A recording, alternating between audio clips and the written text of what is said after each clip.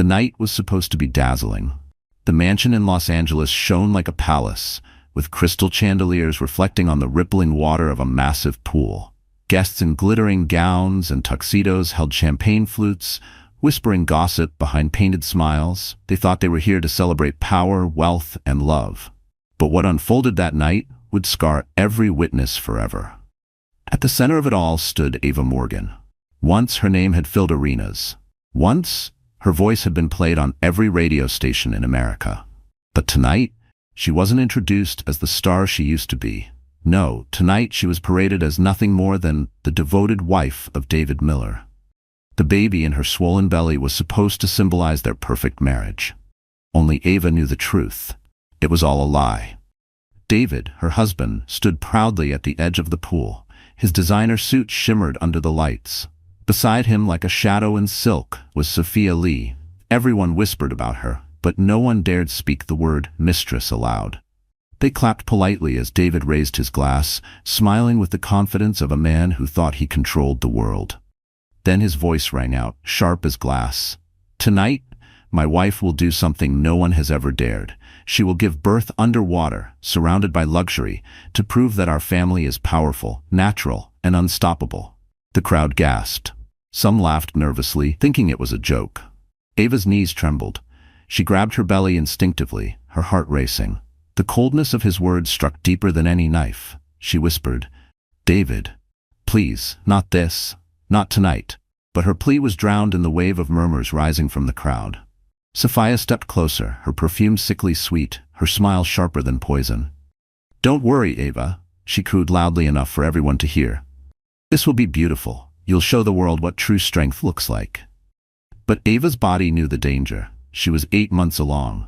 The doctor had warned her to avoid stress, to rest, and here she was, forced under glaring lights, eyes of strangers piercing her like knives. She wanted to run. She wanted to scream. Yet David's hand gripped her shoulder like iron. The music stopped. All that remained was the sound of water lapping gently against the pool's edge. David motioned to the staff. Towels, cameras, lights, all prepared. Every detail planned, except for the most important, her safety. Ava's lips trembled, her voice barely audible. She whispered to herself, "If I go in that water, I may never come out." The crowd leaned forward, hungry for spectacle. Cameras flashed, champagne glasses froze midair. Every eye was locked on her fragile figure standing by the pool. Ava felt the cold breeze sweep across her skin, raising goosebumps. Her pulse raced, her baby kicked, as if sensing danger. She looked at David, his face calm, almost cruel. She looked at Sophia, smirking like a queen who had already won. And then, David gave the signal. The staff began to guide Ava toward the freezing pool. And in that moment, she realized this was not a celebration. It was a public execution disguised as a show. Before Ava Morgan became the trembling figure standing at the edge of that pool, she had been a legend. Years earlier, she was the golden voice of America. A young woman with fire in her soul and a smile that lit up every stage she stepped on.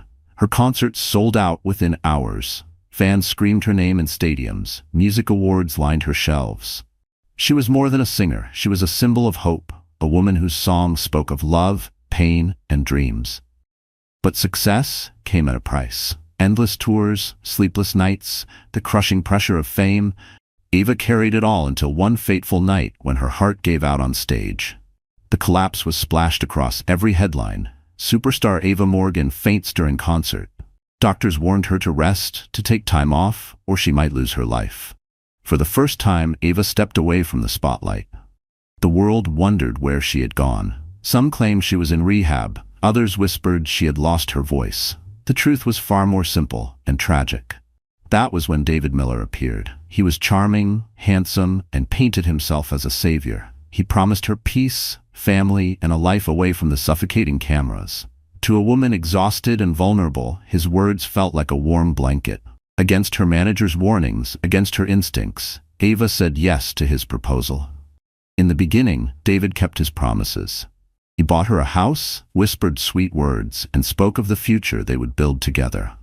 Ava, desperate to believe in love, thought she had finally found her refuge. She gave up her career, stopped singing, and devoted herself to being the perfect wife.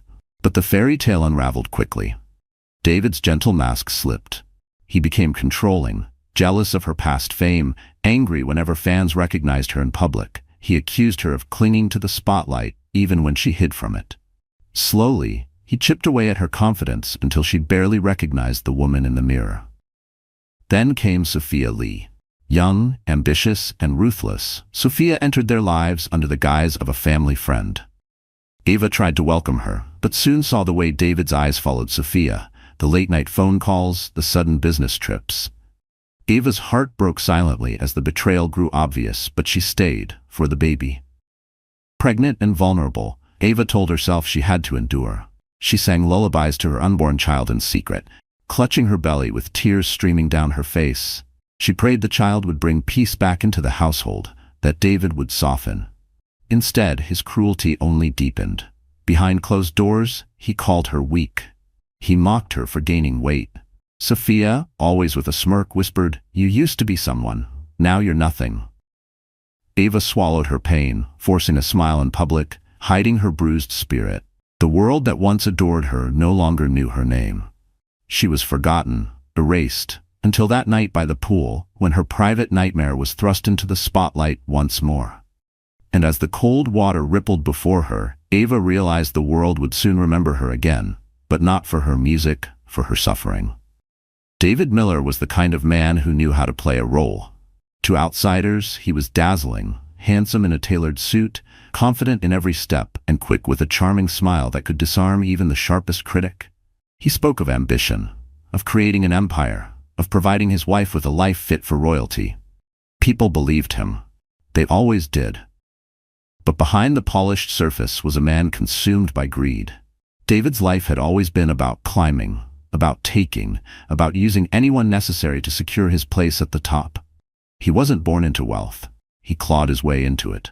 Every relationship, every partnership, every smile he offered had a price.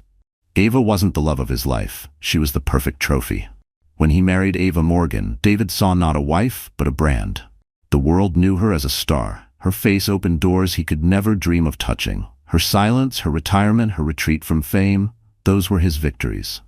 He had tamed the golden voice of America and locked it away in a cage. That was his power. In public, he paraded Ava like a prized possession, hand on her back, smile on his lips. Behind closed doors, he was ruthless. If she complained, he silenced her with cold words. If she questioned him, he reminded her that without him, she was nothing but a washed-up singer. Each jab cut deeper, until Ava's spirit grew quieter, her once bright eyes dimming. The pregnancy only emboldened him. To David, Ava's child was another tool. He planned photo shoots, interviews, and lavish events, all centered around the idea of a perfect family. He spoke about legacy, not love. He saw the baby as a marketing strategy, another way to polish his brand and elevate his status among the elite. And then came Sophia Lee. Where Ava was gentle, Sophia was sharp. Where Ava sacrificed, Sophia demanded. David adored that ruthlessness. In Sophia, he saw a reflection of his own hunger. She encouraged his schemes, whispered ideas of grandeur, and laughed at Ava's pain. Together, they crafted the cruel spectacle of the underwater birth. It wasn't about health. It wasn't about beauty. It was about control. David's plan was simple. Ava would deliver in front of powerful investors and media, proving she was the perfect, obedient wife. The story would spread worldwide. David Miller, the visionary husband, and his flawless family. Any sign of Ava's weakness would be buried under his carefully orchestrated image. He rehearsed the speech, planned the lighting, even chose the champagne brand for the toast. Every detail was precise, because David believed perfection was the only way to keep his empire intact. The only problem was Ava herself. She wasn't breaking fast enough. She wasn't quiet enough. Somewhere inside her, the old Ava still breathed, and David couldn't allow that. That night, as he stood by the pool, David wasn't thinking about his wife or his unborn child. He was thinking about cameras, headlines, power. Ava was no longer a woman in his eyes. She was a stage prop. And as he gave the signal for her to step into the freezing water, David never realized that the show he designed would soon become his greatest humiliation. If David was the mask of charm, then Sophia Lee was the poison hidden beneath silk. On the surface, she was dazzling. Her long dark hair spilled like waves over her shoulders, her lips painted in a perfect smile. She wore gowns that hugged her figure, jewels that sparkled with every flicker of light, and a perfume that lingered long after she passed by. To strangers, Sophia was a vision. To Ava, she was a shadow that stole the air from every room. Sophia played her role masterfully. In front of guests, she spoke sweetly about Ava. "She's so strong," she would say, patting Ava's arm as though they were sisters. "David is lucky to have such a devoted wife." Her tone dripped with honey, but her eyes always glimmered with malice. The crowd would nod approvingly, convinced Sophia was simply a loyal friend of the family. But when the doors closed and the cameras were gone, the mask slipped. Sophia's words turned into knives. She whispered them when no one else could hear, close to Ava's ear, sharp enough to leave scars no one could see. "Do you even remember what it felt like to matter? The world doesn't sing your songs anymore. You're just David's tired little wife." Ava endured in silence. She tried to shield her unborn child from the venom, humming lullabies to drown out Sophia's laughter. Yet the venom seeped deeper each day. Sophia didn't just want David, she wanted Ava erased. The truth was, Sophia had been calculating since the day she met David. She saw in him not just a lover, but a ticket to the power she craved. Her beauty could open doors, but with David's wealth and Ava's downfall, she could rule entire rooms. Together, she and David were a storm. And Ava? She was nothing more than a stepping stone. Sophia pushed David toward grander and crueler displays. It was her idea to make Ava's childbirth into a spectacle. "Think about it," she purred into David's ear. "No one else in your circle would dare. They'll all envy you. They'll all bow to you." David's ego swelled under her encouragement, and the underwater birth was set in motion. On the night of the party, Sophia played her part flawlessly. She floated through the crowd like a queen, her hand brushing David's arm whenever Ava wasn't looking. She whispered little jokes into his ear, her laughter tinkling like wind chimes. Guests noticed, but no one dared question. After all, Ava's silence was taken as acceptance. When Ava's face turned pale at the announcement of the underwater birth, Sophia stepped in with her practiced sweetness. She placed a hand over Ava's trembling ones and said loud enough for everyone to hear, "Don't be afraid, darling. You'll be magnificent. Everyone will admire you." To the crowd, she was comforting. To Ava, the words were a blade twisted deeper. And when David gave the signal, it was Sophia who leaned closer, her lips brushing Ava's ear, and whispered the words that made Ava's blood run cold. "Don't fail, Ava, because if you do, you won't just lose your baby, you'll lose everything." The mansion's ballroom shimmered with gold, silver, and glass. It was the kind of place where power gathered, where men in expensive suits talked about deals worth millions, and women compared diamonds the size of raindrops. Laughter echoed against the marble walls. Music swelled from the string quartet, and champagne flowed as if the world had no end to its riches. For most of the guests, it was just another night of indulgence. For Ava Morgan, it was a cage built to humiliate her. Everywhere she turned, eyes followed. Once, those eyes had belonged to fans who adored her. Tonight, they belonged to strangers, curious and cold, waiting to see what kind of spectacle her husband would create. Ava could feel their stares cutting into her skin, dissecting her like a rare specimen. Her hands trembled against her swollen belly. The baby kicked, as though warning her of the storm about to break.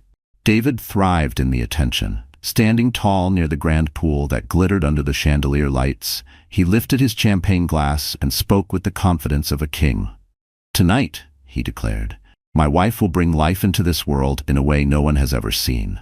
A symbol of purity, of strength, of our legacy." The crowd erupted in applause, though some gasps betrayed shock. Ava's throat tightened. She wanted to scream, to beg someone, anyone, to stop this madness. But her voice was locked inside her chest. She could already hear David's cruel whisper, "Smile. Do as I say. Don't embarrass me." Sophia floated through the crowd like a glittering phantom. Every step she took was calculated, every glance at Ava filled with mockery. She wrapped her arm around David's and laughed, her voice carrying above the music. To the guests, she was the picture of charm. To Ava, she was the knife twisting deeper. The staff moved quickly, setting the stage. White towels folded neatly, crystal lights adjusted to shine on the pool, cameras discreetly positioned to capture every moment. It was no longer a party, it was a show, and Ava was the unwilling performer. A hush fell over the guests as Ava was guided toward the pool's edge. The lights reflected off the water, casting ghostly ripples on her pale face. She gripped her belly tightly, whispering under her breath, "Please, not like this." No one answered. The silence was suffocating. Someone in the crowd muttered, "Is this safe?" Another whispered, "It's cruel." But no one dared raise their voice. No one dared defy David Miller. Power and fear kept their lips sealed. The music stopped completely now. All that could be heard was the faint sound of the water moving in the pool and Ava's shallow breaths. David smiled at the crowd, oblivious to the terror in his wife's eyes. "Tonight," he said again, "history will be made." Ava's knees weakened. Her body screamed to run, yet her feet stayed rooted. The cold air brushed against her skin, and the pool's surface seemed to widen into a black void waiting to swallow her whole. She felt utterly alone, abandoned in front of hundreds of watching eyes. And then, as the first staff member reached out to help her step down into the freezing water, Ava saw it. Blood rushing from her nose, dripping onto her trembling hands. The crowd gasped as the first crimson drops fell into the pool, staining the water before Ava had even touched it. The first drop of blood silenced the ballroom. For a brief, frozen second, no one moved. The crimson stain spread across Ava's trembling hands, gleaming under the lights like a warning. Her body swayed, and a murmur rippled through the crowd. But instead of concern, David's face hardened. "Stand straight," he hissed through clenched teeth, his smile still plastered for the cameras. "Don't ruin this moment." Ava's legs quivered. She tried to steady herself, but her vision blurred. Heat burned her face, then drained away into chilling weakness. The crowd whispered louder now, their curiosity mixing with unease. "Is she okay?" "She doesn't look well." Yet no one stepped forward. No one dared. Sophia was the first to break the silence. She let out a light laugh, her hand covering her mouth as though embarrassed on Ava's behalf. "Don't be nervous, darling," she said loudly, her sweet voice dripping with venom. "Every woman bleeds a little when she's about to give birth. It's natural." Her words cut through the crowd, framing Ava's suffering as weakness, as if she were failing at her one purpose. Ava's lips trembled. She wanted to shout the truth, that she was in pain, that she was scared, that she didn't want this. But the weight of 100 eyes crushed her voice. Her body doubled over with a sudden contraction, a surge of agony that shot through her like fire. The guests gasped, stepping back instinctively as if her pain might be contagious. David seized her arm roughly, forcing her upright. His smile never faltered, but his grip was iron. "You will not embarrass me," he muttered under his breath. "Do you understand?" Tears welled in Ava's eyes. She looked out into the sea of strangers, silently begging for help. But all she saw were curious stares, phones raised, cameras flashing. Not one hand reached for her. Not one voice stood up against David. Her knees buckled again, and this time she collapsed against the marble tiles, the sound echoing through the grand hall. Her dress pooled around her, stained with drops of blood. A few gasps rose, but no one moved closer. David crouched beside her, still smiling at the crowd. "She's fine," he assured them, his tone firm. "Just nerves. She'll be fine." But Ava knew she wasn't fine. Her body shook violently as another contraction ripped through her. She clutched her belly, her fingernails digging into her own skin. Fear consumed her. Fear not just for herself, but for the fragile life inside her. Sophia leaned down, her face inches from Ava's. Her eyes sparkled with triumph as she whispered, "Look at you, the world's forgotten star, crawling on the floor like a broken doll. Maybe it's better this way. Maybe you don't deserve to shine anymore." Those words pierced Ava deeper than the pain tearing through her body. She wanted to rise, to fight, to scream. But her strength failed. Darkness crowded the edges of her vision as she gasped for air, her body collapsing fully against the cold marble. And as Ava's head struck the floor, the crowd erupted into chaos, yet still no one rushed to save her. The chaos in the ballroom was deafening. Guests murmured, some shouted, but still, no one dared to step between David and his collapsing wife. Ava lay trembling on the cold marble floor, her body slick with sweat, her gown stained with blood. She clutched her belly desperately, gasping for breath as another contraction tore through her fragile frame. David crouched down beside her, his perfect smile stiff. To the cameras, he looked like a devoted husband trying to soothe his wife. But his words, whispered into her ear, were as merciless as steel. "Get up, Ava. You're not going to ruin this for me. You will go into that water. Now." Ava shook her head weakly. "Please, I can't. The baby." He tightened his grip on her arm, yanking her upward with frightening force. Her scream echoed through the hall, but David didn't flinch. His eyes were cold, his jaw tight. To him, Ava was no longer a woman carrying his child. She was a tool, a prop for his performance. Sophia appeared at his side, her expression glowing with false concern. "Oh, poor Ava," she said loudly as though speaking to the guests. "She's just overwhelmed, but David, she can do this. You've prepared everything so perfectly." Her voice was sugar, but her eyes gleamed with victory. With brutal efficiency, David signaled to the staff. Two men in black suits stepped forward. They didn't look at Ava's face, they didn't ask questions, they simply obeyed. Each grabbed one of her arms and dragged her toward the shimmering pool. The crowd gasped, some covering their mouths in horror, others raising phones to capture every moment. Ava's bare feet scraped against the marble, leaving streaks of blood behind her. She thrashed weakly, begging, "No, please, I'm not ready, I'll die." But her cries were drowned in the buzz of whispers and the snapping of camera flashes. The pool glistened under the chandeliers, its surface calm, waiting. The men lifted Ava and lowered her into the freezing water.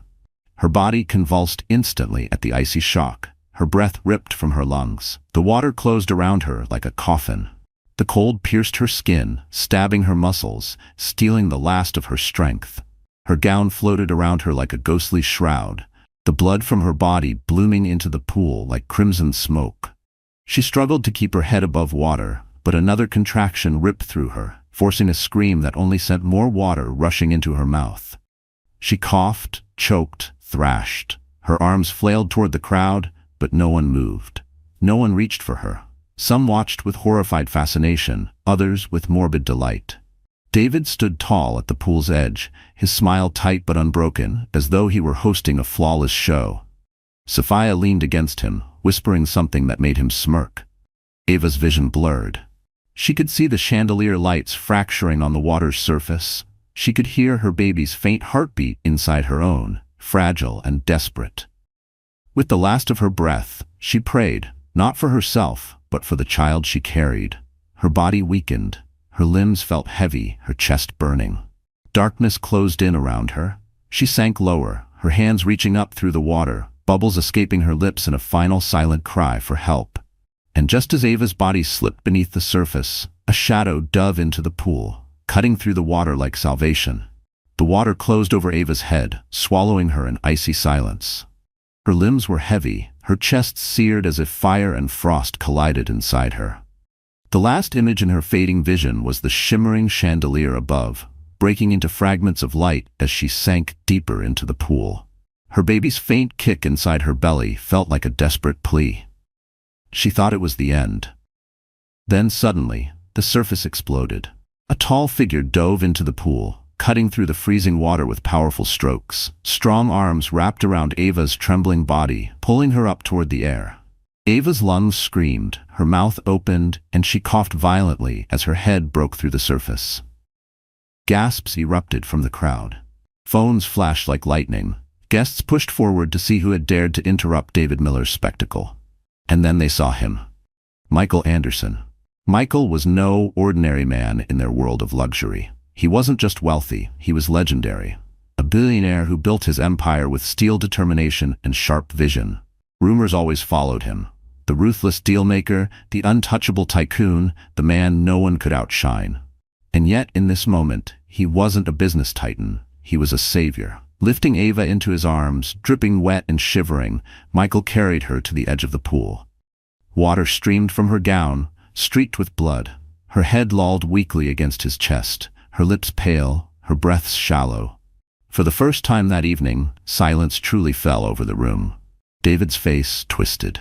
The mask of charm cracked into raw rage. "What do you think you're doing?" he hissed, his voice sharp, trembling with fury. Michael's dark eyes locked onto him with a glare that could cut steel. His voice was calm but thunderous. "I'm saving her life. Something you clearly don't care about." The words sliced through the air, igniting murmurs among the guests. Some nodded in agreement, emboldened by Michael's defiance. Others shifted uncomfortably, unwilling to take sides but unable to ignore the truth. Sophia, rattled but quick to recover, stepped forward with her saccharine smile. "Michael, this isn't necessary. Ava is just overwhelmed. David was only trying to." Michael silenced her with a look so piercing that she faltered mid-sentence. He turned his attention back to Ava, his hand gently brushing damp hair from her face. "You're safe now," he whispered, though his voice was meant only for her. Ava's eyelids fluttered. She caught a glimpse of his face, the strong jaw, the furrowed brow, the fierce protectiveness in his eyes. Something deep inside her stirred, a flicker of recognition. She remembered his face from years ago, in the crowd at her concerts, always watching, always present. But before she could grasp the memory, another wave of pain ripped through her body. She cried out, clutching her belly as blood continued to seep. Michael's expression darkened. He lifted his head and barked to the stunned crowd, "Call an ambulance, now!"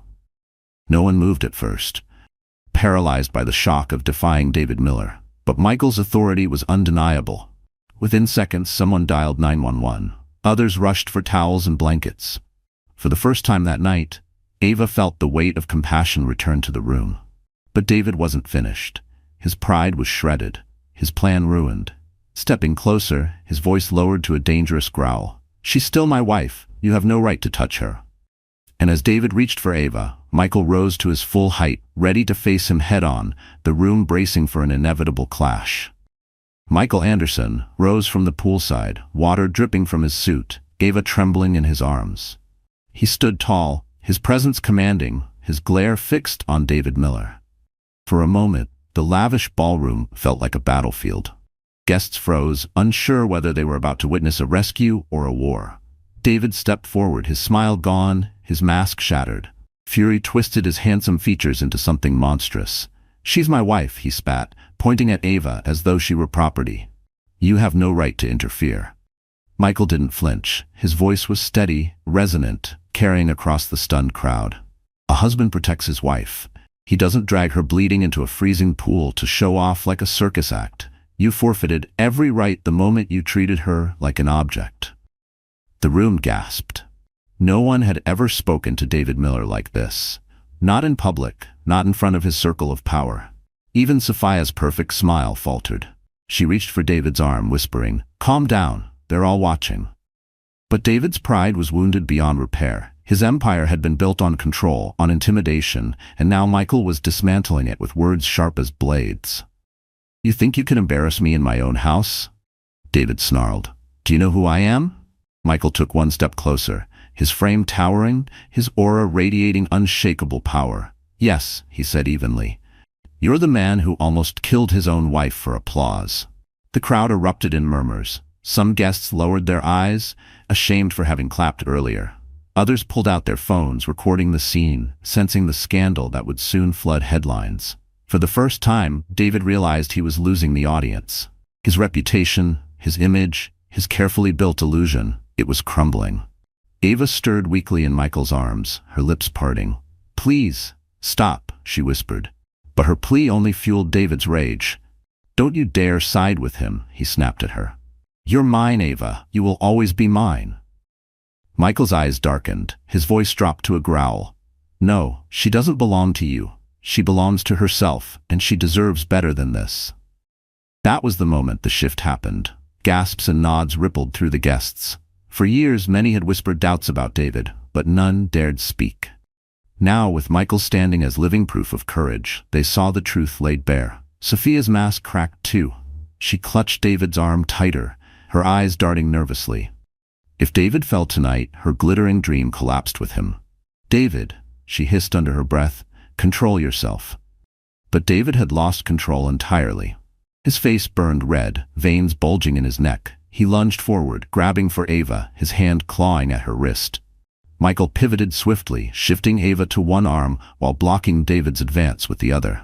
The force of their collision echoed across the marble. Glasses shattering on nearby tables as startled guests leapt back. For a second, the two men locked eyes.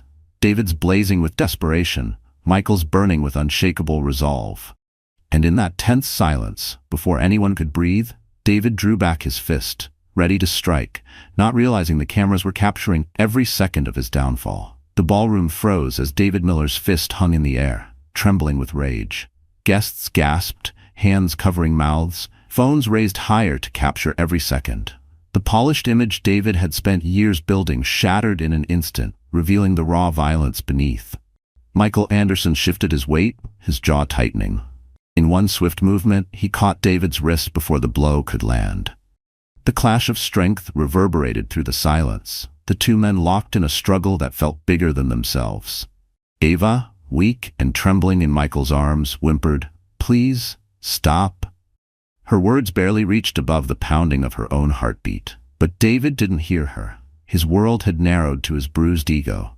"She's mine," he roared, spit flying from his lips. His voice cracked with desperation, not love, but ownership. "You can't take her from me."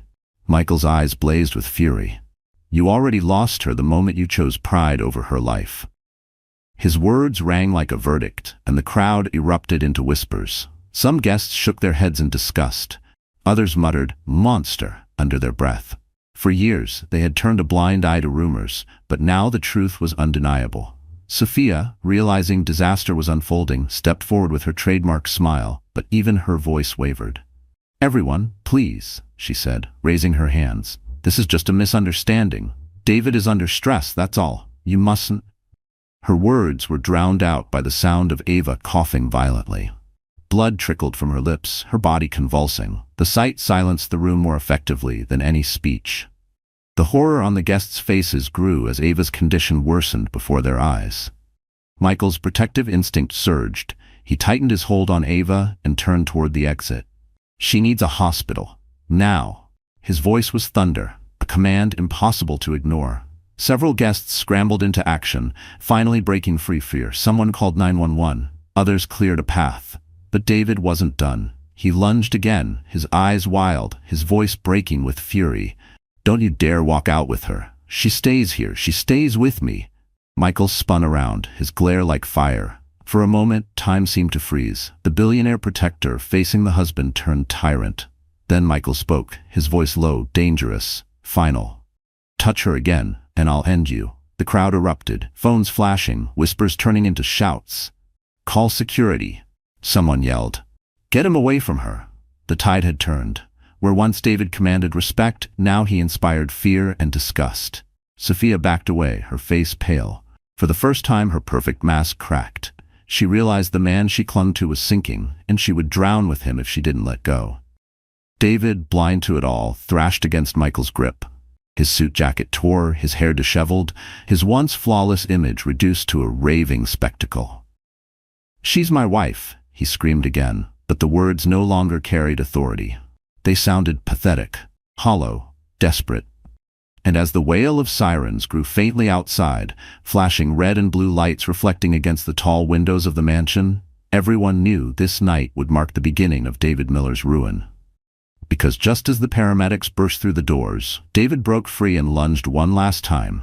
This time not at Michael, but directly at Ava. The heavy doors of the mansion burst open, and a team of paramedics rushed inside, their red jackets a stark contrast to the glittering gowns and black tuxedos. The sound of sirens still echoed faintly outside, a warning that reality had invaded the illusion of luxury. Guests stepped back, parting like waves as the medics pushed forward with a stretcher, medical bags swinging at their sides. Ava lay limp in Michael Anderson's arms, her skin pale, lips trembling, breath shallow. Blood stained her gown, streaking the fabric like a cruel reminder of her suffering. The medics dropped to their knees beside her, opening equipment with quick precision. "We need her on the stretcher now," one barked, already preparing an oxygen mask. Michael knelt down carefully, laying Ava onto the waiting stretcher. His hand lingered on hers, refusing to let go, even as the medics began working. His jaw clenched as he watched them strap her down, his eyes fierce, silently daring anyone to interfere. But David wasn't finished. The sight of his wife being taken away, the whispers of disgust from the crowd, the flashing phones recording every second, his world was unraveling. His pride, his empire, his control, it was slipping through his fingers. And in his twisted mind, if he couldn't control Ava, no one would. "Stop," David shouted, shoving past guests, His hair was disheveled, his face red with rage, his voice cracking with desperation. "You can't take her. She's mine. She belongs here with me." One of the medics stepped forward to block him. "Sir, you need to step back. She's critical." But David snarled, his voice dropping to a dangerous growl. "Get out of my way." With sudden violence, he shoved the medic aside, sending the man stumbling into a table. Glass shattered, champagne spilling across the marble floor. Gasps erupted from the crowd. Michael rose instantly, stepping between David and Ava, his fists clenched, his voice sharp as a blade. "Touch her again, and I swear you'll regret it." David's eyes burned, wild with obsession. He didn't care about the cameras, the witnesses, the paramedics. He only saw Ava slipping away from him, carried into another man's world. In a sudden, reckless surge, he lunged forward, his hands clawing toward her stretcher. The medics shouted, trying to pull him back. Guests screamed, phones tumbled to the ground. Ava, barely conscious, opened her eyes for a fleeting second, terror flashing across her pale face. Her lips moved weakly, forming one word: "No." Michael caught David mid-lunge, their bodies colliding with a sickening thud. The billionaire's strength overpowered the husband's fury, but David thrashed like a madman, spitting curses, clawing at Michael's shoulders. The medics struggled to wheel Ava away, their voices urgent. "She's crashing! We need to move now." David's screams echoed through the grand hall. "She's mine! Do you hear me? Mine!" His words were ragged, pathetic, yet terrifying in their desperation. And then, before anyone could stop him, David's hand shot toward the stretcher, his fingers inches from Ava's arm. But just as his hand reached her, the sound of police officers storming into the ballroom froze him in place, their commands cutting through the chaos like thunder. "Hands in the air! Step back now!" The commanding shout cut through the chaos like lightning. Uniformed police officers rushed into the ballroom, their weapons drawn, their presence undeniable. The flashing red and blue lights from the squad cars outside spilled through the tall glass windows, painting the golden walls with the colors of justice. David froze mid-lunge, his hand just inches from Ava's stretcher. His chest heaved, his eyes wild, but for the first time that night, fear flickered across his face. The crowd, sensing the shift in power, erupted in whispers. Phones tilted higher, recording every detail of the once untouchable David Miller being cornered in his own mansion.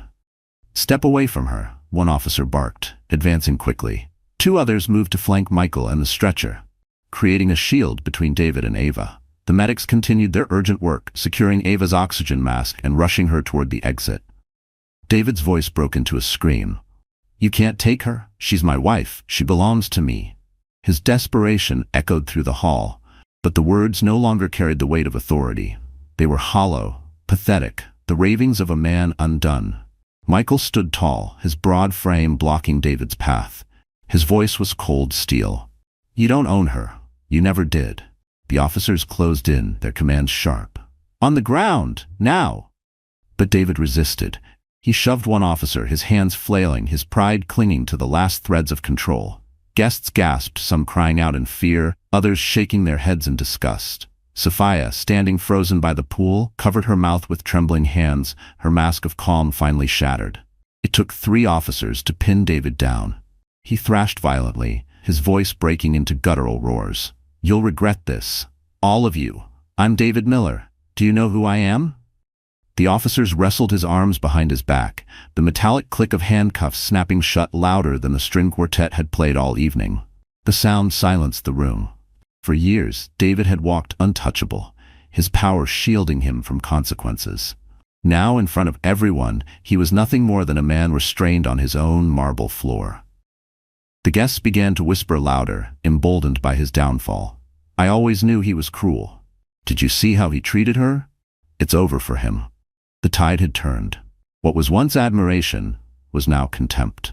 Sophia took a hesitant step back, her eyes darting toward the doors as if calculating how fast she could disappear. For the first time, she saw David for what he was, not a ticket to power, but an anchor pulling her down. The medics wheeled Ava out swiftly, Michael striding beside her, his hand never leaving hers. Her pale face twitched with pain, her breath shallow but steady under the oxygen mask. She was slipping in and out of consciousness, her body fighting desperately to hold on. David's screams echoed after her as he was dragged to his knees, his once flawless suit torn, his hair plastered to his sweaty forehead. "Ava, don't leave me. You'll regret this." And as the police hauled him upright, David's furious eyes locked on Michael, his lips curling into a promise. This isn't the end. The ambulance tore through the streets of Los Angeles, its sirens wailing like a cry of urgency against the night. Inside, Ava Morgan lay strapped to the stretcher, her body shaking uncontrollably. Her lips pale, her breath ragged. The oxygen mask covered half her face, fogging with every desperate inhale. Blood continued to seep, soaking the sheets beneath her. The paramedics worked swiftly, their voices sharp and urgent. "She's losing too much blood," one shouted, adjusting an IV. Another checked her vitals, his brow furrowing. "BP dropping fast, we need to stabilize her now." Beside her, Michael Anderson sat rigid, his large hand gripping hers with unyielding strength. His expensive suit was still soaked from the pool, his hair wet, but he didn't care. His entire world had narrowed to the fragile woman lying before him. He leaned closer, his voice breaking through the chaos. "Stay with me, Ava. Please, you're stronger than this." Ava's eyelids fluttered, her vision blurred, but she recognized his voice. In her fading consciousness, she saw fragments of her life, bright lights on stage, the roar of fans, the sweetness of her first love, the cruelty of betrayal. And now here, the warmth of a man who held her not as a trophy, but as something precious. Her lips moved faintly under the mask. "The baby, please, save the baby." Michael's chest tightened, his throat aching with emotion. He squeezed her hand tighter. "We'll save you both. I promise." The ambulance jolted to a stop at the hospital. Doors flung open, and the stretcher was wheeled out with urgency. Michael followed, his powerful frame striding beside the gurney, refusing to be left behind. Cameras flashed outside the hospital. Reporters had already caught wind of the scandal. Questions were shouted, but Michael's glare silenced them as security pushed the crowd back. Inside the emergency room, doctors swarmed Ava. "She's hemorrhaging. Prep for surgery," one barked. Another nurse rushed forward with blood bags. The sound of machines, the beeping monitors, and the frantic calls filled the sterile white room. Michael stood at the edge of the chaos, his fists clenched, helpless for the first time in years. He was a man used to control, to bending the world to his will. But here, he could only watch as Ava's life hung in the balance. A doctor turned to him briefly. "Sir, we need to operate immediately. She might not make it, and the baby." He hesitated, his voice heavy. "It's too early to tell." The words struck Michael like a hammer. His heart sank, but his face hardened with resolve. He stepped closer to Ava, bending down to whisper in her ear. "Fight, Ava. Fight for yourself. Fight for your child. You've already survived the cruelty of this world. Don't let it take you now." Her hand twitched weakly in his. A tear slipped down her cheek. Then the monitors screamed, a piercing alarm. Ava's body convulsed, her pulse crashing. Doctors shouted, nurses scrambled, paddles were prepared. Michael was pulled back by a nurse. "We need space," she ordered. He watched, his heart pounding, his breath shallow, as Ava's body jolted under the electric shock. And just as the monitor flatlined, the doctor shouted, "We're losing her." The emergency room doors slammed shut, leaving Michael Anderson staring through the narrow glass window. His reflection glared back at him, soaked suit, clenched jaw, eyes blazing with fear. For the first time in his life, money, power, and influence meant nothing. The woman he had just pulled from death was slipping away again, this time into the sterile silence of an operating room. Inside, doctors moved with frantic precision. "BP is crashing. Start transfusion now," one shouted. A nurse pressed blood bags into place, another adjusted oxygen flow. The lead surgeon, sweat beading on his forehead, barked orders with the sharpness of a commander at war. "We need to stop the bleeding or we lose her." Ava's body lay pale and still under the harsh lights. Tubes ran from her arms, monitors beeped wildly, and her chest rose in shallow, uneven breaths. Her once bright eyes were closed, her lashes damp with tears shed before she lost consciousness. The surgeon's gloved hands moved quickly. "She's hemorrhaging badly. Clamp here. No tighter." The assistant followed, hands trembling under the pressure. "Heart rate's dropping again." A nurse shouted. "Prepare the paddles," the surgeon ordered. Ava's body jolted violently as electricity surged through her chest. The monitor screamed, then steadied briefly, only to falter again. "She's not stabilizing." the anesthesiologist cried. Michael paced outside, his hand pressed against the glass.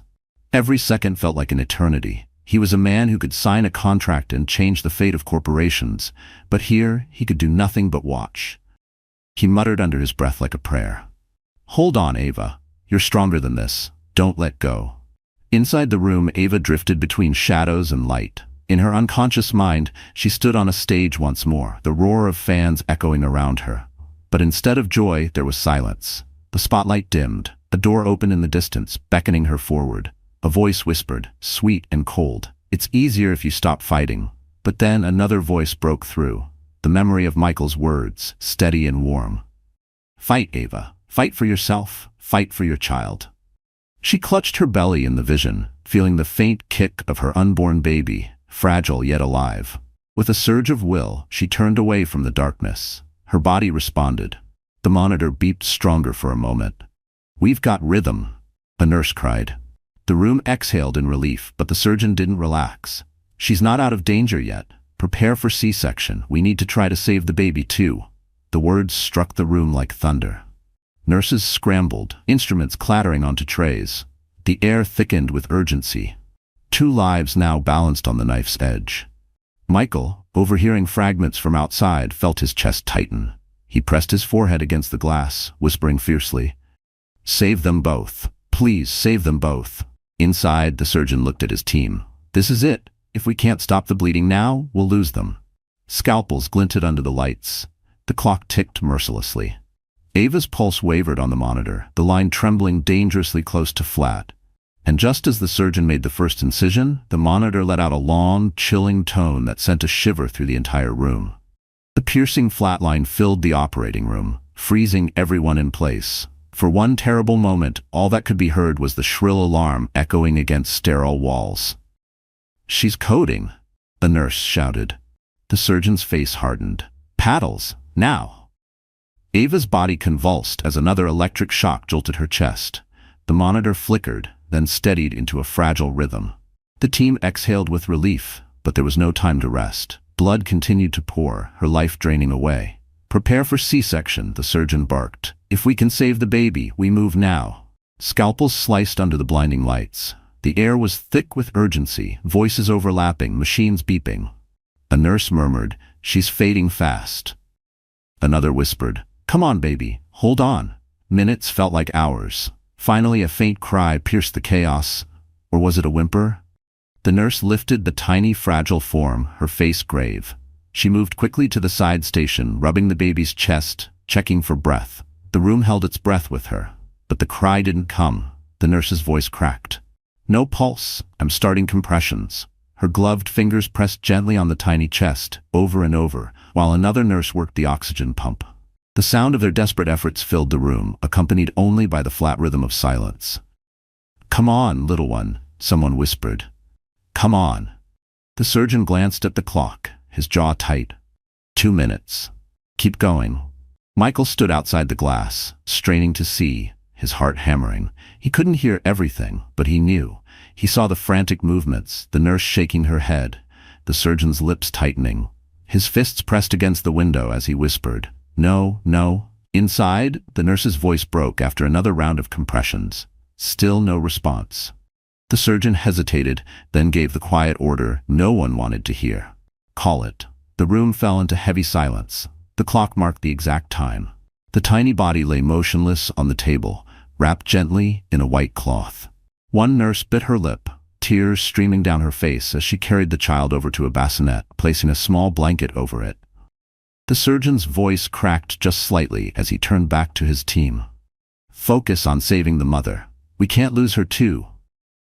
Michael's chest caved as he saw the nurse cover the lifeless form. He pressed his hand harder against the glass, his face etched with grief. He wasn't the father, but in that moment he felt the crushing weight of the loss as if it were his own. Inside the haze of unconsciousness, Ava stirred. Her body lay still, but in her mind she heard the silence where a baby's cry should have been. Her spirit screamed, reaching out for the child she would never hold. A single tear slipped from the corner of her closed eye. The surgeon shouted, "She's still bleeding. Keep pressure now." The team scrambled, the fight for her life far from over. And as the machines wailed again, Ava's body went limp, forcing the surgeon to make a brutal choice: risk everything to pull her back or lose her forever. The battle for Ava's life raged on. The surgeon's voice cut through the storm of beeping machines. "She's crashing again. We need more blood. Stat." Nurses rushed, their footsteps echoing across the sterile floor as new bags were hung, fluids pushed, compressions applied. Minutes stretched into eternity. Then, slowly, the monitors began to stabilize. The jagged line on the heart monitor evened out, the frantic alarm softened, and the rhythm of life returned. "She's stabilizing," the anesthesiologist said, relief breaking through his stern tone. The surgeon exhaled, his shoulders sagging slightly. "Good. Finish closing. Let's get her to recovery."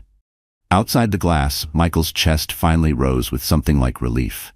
His hands, clenched into fists for so long, trembled as he pressed them against the window. She had survived. Against the cruelty of the night, against the violence of her husband, against her own failing body, she had clung to life. But Michael also knew what she had lost. His eyes flickered to the small, covered bassinet in the corner of the room. No cameras, no press, no stranger would ever see what he had just witnessed, but the image was burned into him forever. Hours later, Ava was wheeled into a quiet recovery room. Machines beeped softly beside her bed, the oxygen mask still over her face. She was pale, her body frail but alive. Michael sat at her side, refusing to leave. His hand enveloped hers, his eyes never straying from her face. When Ava stirred, it was like a fragile flower trembling after a storm. Her lashes fluttered, her lips parted. She blinked, confused, her voice barely a whisper. Where am I?" Michael leaned closer, his voice soft, steady. "You're safe, Ava. You're in the hospital. They saved you." Her eyes searched his face, struggling to piece together the memories. Slowly it returned. The pool, the blood, the icy water, the pain. Fear flashed in her gaze. Her hand shot to her belly, trembling. "The baby? Where's my baby?" Michael's throat tightened. He had faced boardrooms, scandals, and billion-dollar deals without flinching, but this moment broke him. His voice cracked despite his effort to steady it. "Ava, I'm so sorry. The doctors, they couldn't." Her eyes widened, tears spilling instantly as the truth slammed into her. "No, please, no." Her cries were raw, piercing, tearing through the quiet room. She clutched her stomach as though holding on to the emptiness, shaking her head violently. "I carried them, I sang to them. They can't be gone." Michael's own eyes burned. He reached for her, pulling her gently against his chest despite the wires and tubes. "I know, Ava, I know. You didn't deserve this, none of this, but you're alive, you're still here, and I swear on everything I am, I won't let anyone hurt you again." Her sobs shook through him, her grief heavy, endless. She buried her face against him, her tears soaking into his shirt. For the first time, Ava Morgan, the woman once adored by millions, was allowed to grieve not as a star, not as a wife, but as a broken mother. And yet, in the hallway beyond the door, a shadow lingered, a figure watching, waiting, eyes burning with fury at the sight of Michael holding Ava. Because David Miller had not disappeared, and he was already planning his next move. While Ava lay in the hospital, clinging to the fragile thread of survival, David Miller was escorted into a holding room at the downtown police station. His once perfect suit was torn, his tie hanging loose around his neck, his hair matted with sweat. He looked less like the polished businessman the world admired and more like a desperate animal, cornered. The officers left him with nothing but a metal chair and a table. Cameras blinked from the corners of the ceiling, recording every twitch of his jaw, every flare of his nostrils. He slammed his fists on the table, veins bulging in his neck. "This is a mistake," he bellowed. "Do you know who I am? I'm David Miller. I built half this city." But no one came to listen. No one cared. His phone had been confiscated, but even if he had it, the calls wouldn't have saved him. Already, the headlines were spreading across every news outlet. David Miller forces pregnant wife into near-death spectacle. Clips of the night flooded social media, showing his cold commands, his violent outbursts, and finally, his attempted attack on Ava as the paramedics tried to save her. The world that once praised him now spat his name with disgust. Investors began pulling out, contracts collapsed, lawsuits piled at his door. Every bridge he had built with charm and manipulation burned in an instant. The empire he had sacrificed love and dignity for was crumbling before his eyes. And worst of all, Sophia Lee had vanished. The woman who whispered power into his ear, who had fueled his ego and helped him orchestrate Ava's humiliation, was gone. Reporters claimed she had been spotted boarding a private jet the morning after the scandal. By evening, she had issued a statement to the press, painting herself as an innocent bystander. "I was only there to support Ava," she said with false tears. "I never knew David planned something so cruel." David threw a chair against the wall when he saw the report. His voice cracked with rage. "Liar! She was mine. She promised me." But no one was listening anymore. Sophia had abandoned him, erasing her connection to his downfall. Meanwhile, Ava's image was rising again. Photos of her being carried out by Michael spread like wildfire, captioned with words of sympathy and outrage. She deserved better. She was always our star. Hashtags trended worldwide. Justice for Ava, stand with Ava. The world that had once forgotten her was rallying behind her now, lifting her from the ashes of humiliation. David sat in the interrogation room, his chest heaving, his world collapsing. He clenched his fists, his eyes narrowing with venom. "This isn't over," he muttered under his breath. "She thinks she can run to him? She thinks she can rise again? No, I'll destroy them both. If I go down, I'll take them with me." The officers returned, sliding papers across the table, charges of assault, endangerment, and attempted harm. David barely looked at them. His mind was already elsewhere, spinning with vengeance, clinging to the only thing he had left: rage. And as the officers led him to a holding cell, David whispered to himself with chilling certainty, "She'll never be free of me." The hospital room was quiet, except for the steady beeping of machines. Soft light filtered through the blinds, casting gentle stripes across Ava Morgan's frail figure. She lay propped against pillows, her face pale, her body weak, yet her eyes, though swollen from tears, held a quiet resilience. She had survived the unthinkable. But survival came at a cost. Her hand instinctively moved to her stomach, the emptiness there cutting deeper than any wound. Tears welled again as she remembered the silence where a baby's cry should have been. The grief was heavy, suffocating, a weight she didn't know if she could ever escape. Michael Anderson sat beside her, his large frame almost too big for the delicate chair. His usually composed face was shadowed with exhaustion, his tie loosened, his suit still wrinkled from the chaos of the night before. But his hand never left hers. He had been there since she opened her eyes, steady, unshakable. "Ava," he said softly, leaning closer. His voice, though low, carried a firmness that wrapped around her like armor. "I know nothing I say will take away the pain. I know this loss feels unbearable, but hear me when I say this. You are not alone anymore. You will never be alone again." Ava turned her head toward him, her lips trembling. "I lost my baby, Michael. I lost everything that mattered." Michael's grip tightened gently around her hand. "No, you didn't lose everything. You still have yourself. And I promise you, you still have me. From this day forward, no one will ever touch you, no one will ever control you, no one will ever hurt you again. I'll make sure of it." His words struck something deep inside her. For so long, Ava had lived under David's shadow, her worth tied to his control, her voice silenced. Now, for the first time, someone was offering her not possession, not pity, but protection and choice. Tears streamed down her face, not just of grief, but of fragile hope. "Why?" she whispered. "Why do you care so much?" Michael's eyes softened, a rare vulnerability breaking through his powerful exterior. "Because I've cared for years, Ava. Long before this nightmare. I watched you shine when the world adored you. I watched you fall when no one caught you. And I swore to myself that if I ever had the chance, I would be the one to stand by you. Not because you're a star, not because you're a symbol, but because you're you." Ava's chest ached, a different kind of ache this time. She couldn't speak, but her eyes held his, and in that silence something unspoken passed between them. An understanding, a bond, a flicker of light in the darkness. Michael leaned forward, his voice dropping to a vow. "David will never lay a hand on you again.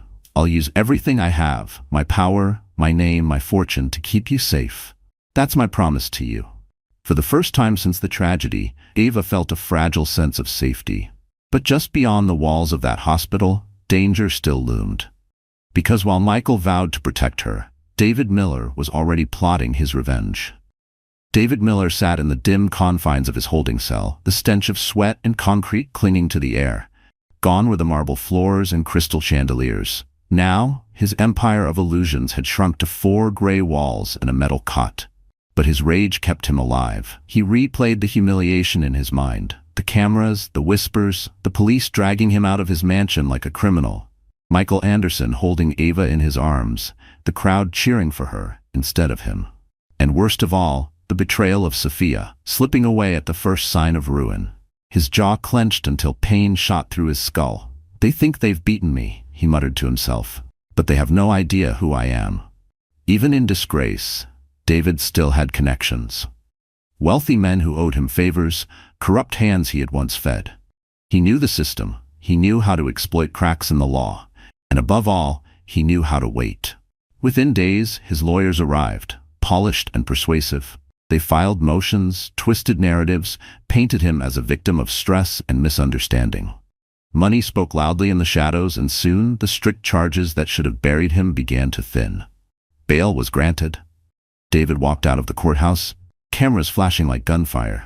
His smile was forced, but his eyes told the truth. He was not broken. He was dangerous. Reporters shouted questions. "David, what about Ava?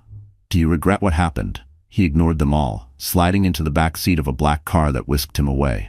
Inside, his phone buzzed with messages, investors cutting ties, properties freezing, lawsuits piling. His empire was crumbling fast. But beneath the wreckage, his obsession remained unshaken. Late that night, David sat alone in a rented apartment, the glow of a single lamp illuminating stacks of news clippings about Ava and Michael. Headlines praised her resilience, celebrated Michael's heroism, and condemned David's cruelty. Every word was a blade to his pride. He poured whiskey into a glass, his hands trembling with fury. "She thinks she's free of me. She thinks he can replace me." He slammed the glass against the wall, shards scattering across the floor. His reflection in the cracked mirror looked back at him, eyes wild, face twisted with hate. "If I can't have her," he whispered, "then no one will. Not even Anderson." He began to plan. Calls were made to old contacts, men who dealt in silence, favors, and shadows. He paid them with the last of his liquid funds, promising more once his empire was rebuilt. The plan was reckless, but so was David now.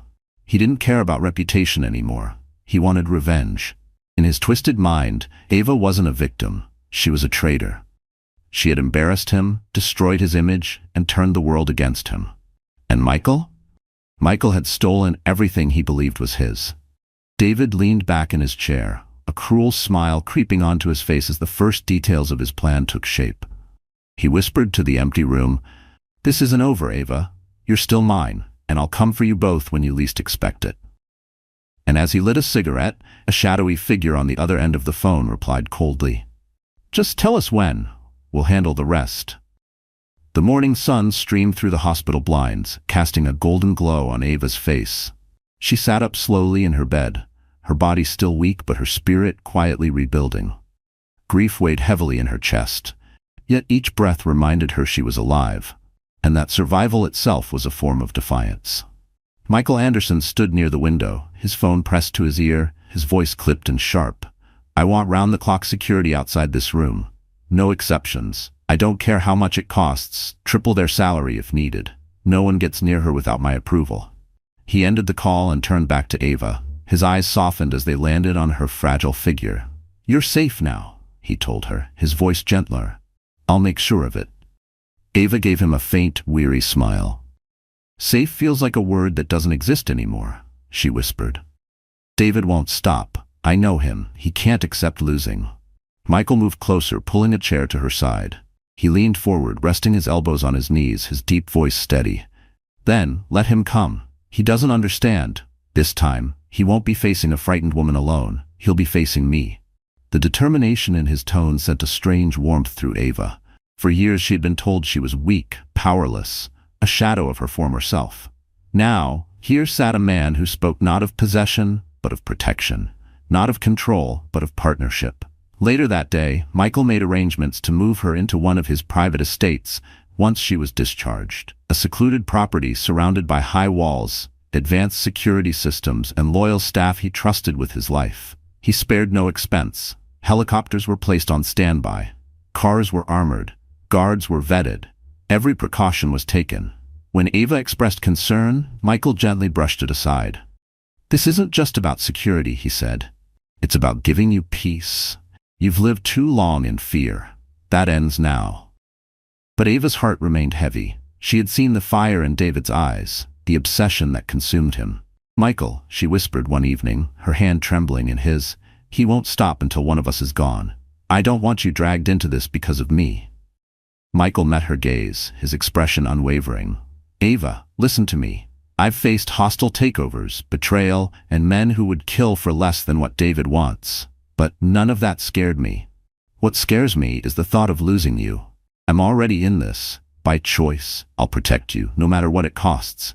Her eyes glistened with tears, a mix of sorrow and fragile hope. She didn't answer with words, only squeezed his hand tightly, silently accepting the shield he was offering. For a moment, it seemed as though safety had returned, that Michael's power could truly keep David at bay. But miles away in the shadows of Los Angeles, David's plan was already unfolding. And as Ava finally drifted into a fragile sleep, a black car pulled up outside the hospital. Inside it, a man watched her window with cold, calculating eyes. Night fell over Los Angeles, cloaking the hospital in shadows. The streets outside were quieter now, but not empty. A black sedan idled across the road, its tinted windows hiding the figures inside. Two men sat in silence, their faces rough, their eyes cold. They weren't strangers to violence. Tonight, their orders were clear. Watch, wait, and strike when the moment was right. Inside Ava's room, the atmosphere was softer. She lay resting, her breathing steady, her frail body recovering from the trauma. Michael sat nearby, flipping through documents on his tablet, but never straying far from her side. Security guards stationed themselves outside the door, their presence a silent reassurance. Yet Michael's instincts told him peace was temporary. He had lived long enough to know the difference between quiet and safety. This was not safety. This was the calm before another storm. The men in the sedan adjusted their radio, static filling the car. One leaned forward, muttering, "We move soon. The boss wants her scared, real scared." The other smirked, loading a weapon with deliberate slowness. "Scared won't be enough. He wants her broken." Back inside, Ava stirred, her dreams restless. Images of the pool, the blood, the lifeless silence of her baby haunted her. She jolted awake, her eyes wide, her hands trembling. Michael leaned forward immediately, concern etched on his face. "You're safe," he whispered, brushing damp hair from her forehead. "No one can hurt you now." But outside, danger was already moving. The hired men stepped from the sedan, their dark coats blending with the night. They crossed the street with purposeful strides, avoiding the front entrance. Instead, they circled the building, their eyes scanning for weaknesses. One of them spotted a side door propped open slightly by a careless worker on a smoke break. He grinned. "There's our way in." Security inside remained unaware. Guards patrolled the main hall, cameras scanned corridors, but the side entrance was blind. The men slipped in, silent as shadows, their boots barely making a sound against the sterile floors.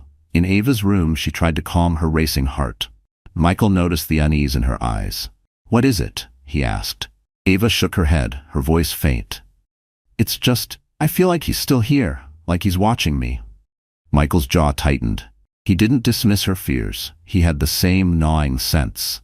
He stood, walked to the window, and glanced out at the dark street. The sedan was gone, but the unease in his chest only deepened. Then, down the hall, a faint noise echoed. A door creaked. A shadow moved. The guards outside Ava's room turned their heads sharply, hands moving to their weapons. The two intruders pressed closer, their eyes gleaming with malicious intent. One pulled out a syringe, the liquid inside glinting under the fluorescent lights. "Quiet job," he whispered. "She won't even scream." Inside the room, Ava gripped Michael's hand, her voice trembling. "Something's wrong. I know it." And just as Michael opened the door to check the hallway, a masked man lunged from the shadows, knife flashing in the dim light. The masked man lunged with the knife, the blade glinting under the harsh hospital light. Michael reacted instantly. His instincts, sharpened from years of high-stakes business battles and private security training, took over. He grabbed the attacker's wrist mid-swing, twisting it sharply until the knife clattered to the floor. The man let out a grunt of pain, but Michael didn't let go. He shoved him hard against the wall, the impact shaking the doorframe. Ava screamed, her frail body trembling in the bed. The monitors beside her spiked, alarms shrieking in the chaos. "Michael!" she cried, her voice breaking. The second intruder appeared from the shadows, syringe in hand. He rushed forward, aiming straight for Ava. Michael spun, blocking him with his shoulder, forcing the syringe to stab harmlessly into the attacker's own arm. The man cursed, his body jerking as the drug entered his system. Security guards finally burst into the corridor, guns drawn, but the fight was already violent and chaotic. Michael threw a punch so hard it sent the first intruder sprawling onto the floor. The man scrambled to his feet, blood dripping from his lip, eyes blazing with hate. "You don't know who you're messing with," he snarled. Michael's jaw tightened, his voice low and dangerous. "No, you don't." The man lunged again, this time pulling a small pistol from his jacket. Gasps erupted from nurses and patients further down the hall as he aimed directly at Ava's bed. Without hesitation, Michael launched himself forward. The gun went off with a deafening crack, the bullet shattering a monitor near Ava's head. Sparks flew, glass shards scattering across the room. Ava screamed again, covering her face with trembling hands. Michael tackled the gunman, slamming him to the ground.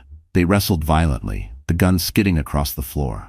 Security guards shouted commands, but no one dared fire, afraid of hitting Michael or Ava. The second intruder, sluggish from the syringe's effects, tried to rise. His vision blurred, but his loyalty to David's orders pushed him forward. He stumbled toward Ava's bed, reaching for her with trembling fingers. "No!" Ava cried, her voice hoarse with fear. Michael, seeing the movement out of the corner of his eye, delivered a brutal elbow strike to the gunman beneath him, knocking him unconscious.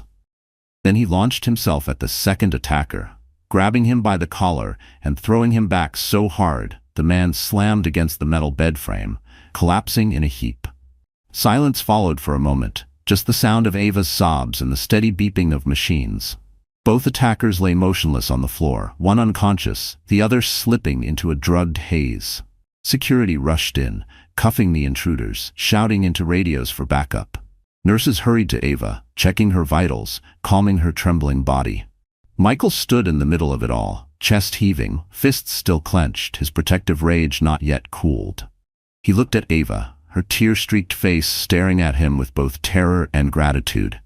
Then one of the guards pulled a phone from the unconscious man's pocket. The screen was still lit up, showing the name of the caller. And when Michael saw the name David Miller glowing on the screen, his blood ran cold. Proof that Ava's nightmare was far from over. At dawn, news of the hospital attack spread like wildfire. Reporters swarmed the streets, flashing headlines across every channel. "Assassins target Ava Morgan." Photos of Michael shielding her circulated online, fueling outrage. The world condemned David Miller, though he had not yet been officially tied to the attack. But those who knew him didn't need proof. His fingerprints were all over the chaos. Inside his hidden apartment, David paced like a caged animal. The failed hit enraged him, his veins bulging as he threw a glass against the wall. "Idiots!" he roared. 2 men against Anderson? I should have sent an army. His empire had collapsed, his name was ruined, Sophia had abandoned him, yet his obsession remained unbroken. In his twisted mind, Ava wasn't a victim, she was the thief who had stolen his power, and Michael was the rival who had taken his place. David lit another cigarette, his hands shaking. He dialed a number, his voice low and venomous. "It's time for the last move," he told the man on the other end. "If I can't destroy her in silence, I'll destroy her in fire." Both of them, together. Meanwhile, at Michael's estate, Ava was finally discharged from the hospital and brought to the fortress-like mansion. The gates were tall, cameras lined the walls, and guards patrolled the grounds. Still, Ava's heart raced as the car drove her inside. Safety had become a fragile illusion. Michael walked beside her as she entered the grand foyer, his arms steady at her back. "This place is secure," he assured her. "No one can touch you here." Ava looked up at him, her voice faint. "David won't stop until one of us is gone." Michael met her gaze with fierce resolve. Then it will be him. That night, Ava sat on the balcony overlooking the gardens, wrapped in a shawl, her thoughts heavy. The grief of her lost child weighed on her, but for the first time she felt the possibility of healing. Michael joined her, bringing warm tea, his presence grounding her. "You've been through hell," he said quietly. But Ava, I see your strength. I've always seen it. When the world turned away, I knew you'd rise again. Her eyes welled with tears, not of sorrow this time, but of something gentler. She whispered, "You make me believe I can." But even as a fragile sense of peace grew between them, danger was already closing in. David's final plan was in motion. A van idled just miles from the estate, its back loaded with explosives. The driver, a loyal remnant of David's past circle, checked the timer strapped to the device. His instructions were clear: breach the gates, plant the explosives, and level the mansion. No survivors. Back inside, Michael's phone buzzed. A warning from one of his men. Unidentified vehicle circling the estate. Suspicious activity. Michael's eyes narrowed. He stood, scanning the darkness beyond the balcony. Something felt wrong. Too quiet, too heavy. He turned back to Ava, his jaw set. "Stay inside. Lock the doors." And as he strode toward the control room, the first explosion echoed in the distance, shaking the ground beneath their feet. The ground shook violently as the first explosion thundered across the estate. Windows rattled, alarms blared, and Ava gasped as she clutched the balcony railing, her heart pounding in terror. "Michael," she cried, fear tearing through her voice. Inside the control room, Michael Anderson barked orders into his radio. "Lock down now. Evacuate staff. Secure Ava." His men scrambled to action, sealing off doors and activating reinforced barriers around the mansion. Cameras flickered, showing the van breaching the outer gate, smoke curling into the night sky. David Miller watched from a distance, hidden in another car. His eyes glistened with manic triumph as he muttered to himself, "If I can't have her, no one will. Tonight ends it all." But Michael wasn't a man who bowed to fear. He stormed back to Ava, pulling her into his arms. "We're getting out," he said firmly. "Trust me." The estate trembled again as another blast rocked the gardens. Guards exchanged fire with the masked intruders spilling from the van. Chaos erupted outside, but inside, Michael kept Ava shielded, guiding her through hidden passages known only to him. They emerged into a reinforced safe room beneath the mansion, walls of steel surrounding them. Michael's men joined them, sealing the doors. "She's secure," one guard confirmed. Michael nodded, but his jaw remained tight. This doesn't end until David is finished. Above ground, sirens wailed as police and SWAT closed in. The firefight intensified, explosions lighting the night sky. But the tide turned quickly. Outnumbered and outgunned, David's hired men began to fall. The van, loaded with explosives, was disabled before it could reach the main mansion. The plan unraveled before David's eyes.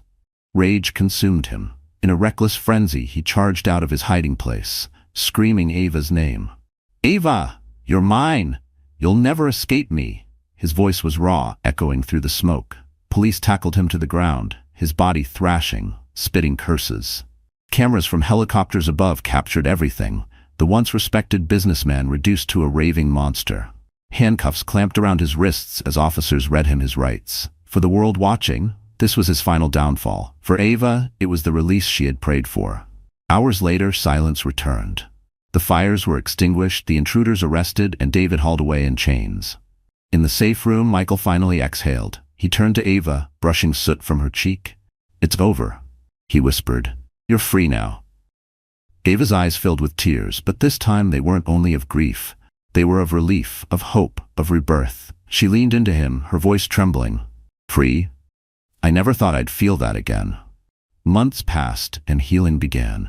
David was sentenced to decades behind bars, his empire seized, his name forever disgraced. Sophia vanished into obscurity, forgotten. Ava, however, rose again. With Michael by her side, she returned to music, not as a product, not as a possession, but as her own voice. Her songs carried the weight of her scars, but also the light of her survival. And when she gave birth to twins, a boy and a girl, her tears fell onto their tiny faces, tears of joy this time. Michael held her close, their children cradled between them. A family born not of power or control, but of love and resilience. For Ava Morgan, the nightmare was over, and a new life, bright, free, and unbreakable, had finally begun. So that's how Ava's story closes for now. And if you're still here with me at this very moment, my dear friends, then I know something in this journey has touched your heart. Maybe it's the pain she carried, maybe it's the strength she found, or maybe it's a reminder that no matter how dark the night, dawn always comes. Marcus Aurelius once said, "You have power over your mind. not outside events. Realize this, and you will find strength. And that's the truth Ava lived. If this story moved you, give it a like, share it with someone who needs hope today, and don't forget to subscribe, because together we can turn pain into healing and scars into strength. Few minutes to their divorce. Poor wife arrives in convoy. Husband tried to beg, but it was too late. The marriage of Richard and Emily Coleman had once looked polished from a distance, the kind of union neighbors assumed would last forever. But behind the manicured hedges of their suburban home, cracks spread like spiderwebs across glass. Richard, a man who wore confidence as a second skin, had allowed arrogance to harden into cruelty. He reminded Emily almost daily of how he had saved her from obscurity, how without his last name and his earnings she would still be, in his words, a nobody folding discount sweaters at a department store. It wasn't true, but he believed it. And in his belief, he found endless opportunities to humiliate her. At dinner with colleagues, he spoke over her, chuckling when she attempted to join the conversation. At parties, he referred to her wardrobe as quaint, inviting laughter from women in glittering gowns. When Emily tried to hold his gaze, he only smirked, the cruel kind of smirk that carved deeper wounds than words. Richard's infidelity was no secret either.